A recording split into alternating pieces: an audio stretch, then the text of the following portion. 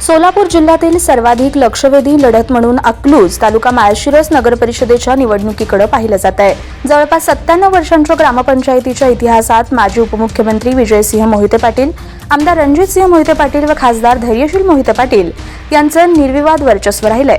पालकमंत्री जयकुमार गोरे व माजी आमदार राम सातपुते यांनी मोहिते पाटलांसमोर त्यांच्याच होमग्राऊंडवर मोठं आव्हान उभं केलंय। सोलापूर जिल्ह्यातील अकलूज हा कायमच मोहिते पाटील कुटुंबाचा बालेकिल्ला राहिलाय। राज्यातील सर्वात मोठी ग्रामपंचायत अशी अकलूजचा लौकिक होता। आता ग्रामपंचायतीचं रूपांतर नगर परिषदेत झालं असून या नगर परिषदेची पहिल्यांदाच निवडणूक होतीये।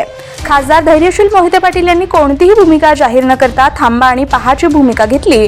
त्यांनी हा सस्पेन्स उमेदवारी अर्ज भरण्याच्या शेवटच्या दिवसापर्यंत कायम ठेवला।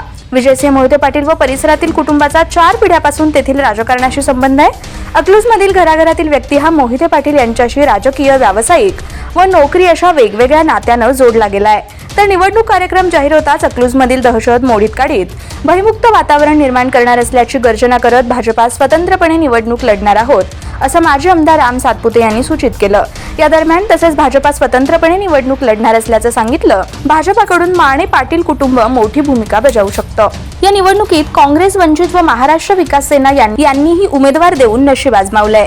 6 महिन्यांपासून महाराष्ट्र जनसेवा संघटनेच्या माध्यमातून अकलूज नगर परिषदेच्या निवडणुकीची तयारी पद्मजा देवी मोहिते पाटील व धवलसिंह मोहिते पाटील यांनी केली होती। तर राष्ट्रवादी काँग्रेसचे जिल्हाध्यक्ष उमेश पाटील यांच्या माध्यमातून उपमुख्यमंत्री अजित पवार यांचं नेतृत्व मान्य करत अकलूज नगर परिषदेत त्यांनी राष्ट्रवादीच्या चिन्हावर उमेदवार उभे केलेत। काँग्रेसनं स्वबळाची भाषा केली, मात्र त्यांनी केवळ एकच उमेदवार त्यांना देता आलाय। वंचित बहुजन आघाडीनं नगराध्यक्ष पदासाठी 1 तर नगरसेवक पदासाठी 1 असे उमेदवार दिलेत। महाराष्ट्र विकास सेनेनं नगराध्यक्ष पदासह नगरसेवक पदांसाठी 5 उमेदवार उभे केलेत। अपक्ष म्हणून 6 उमेदवार आपलं नशीब आजमावतायत। या निवडणुकीत राष्ट्रवादी काँग्रेस, शरदचंद्र पवार पक्षानं शिवसेना, उद्धव ठाकरे तर भाजपानं शिवसेनेला सोबत घेतलंय।